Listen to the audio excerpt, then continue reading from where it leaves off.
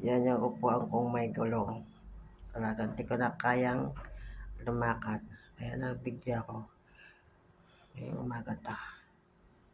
Alas na ta. Malaking tulong sa akin ng upuan may gulong. Nakakapunta ako ng banyo. Kusina. Hindi ko na kayang lumakad talaga. Matutumba ako. Kaya ito nag-video ako habang tulog pa sila.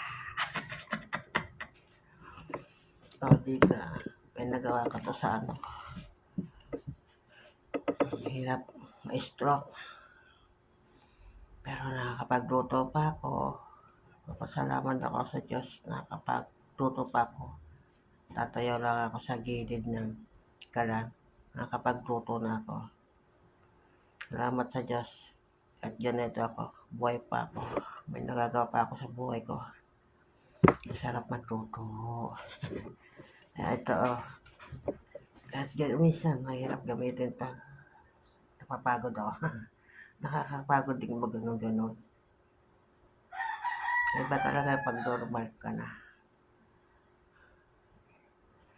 Diba? Ikot ako. Oh.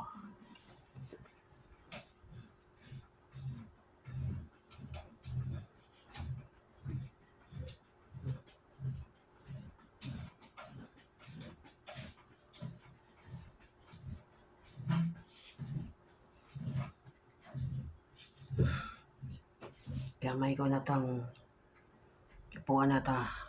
Pero yung unang upo ko dito, gamit ko, talagang bumaksak ako. Balentong talaga.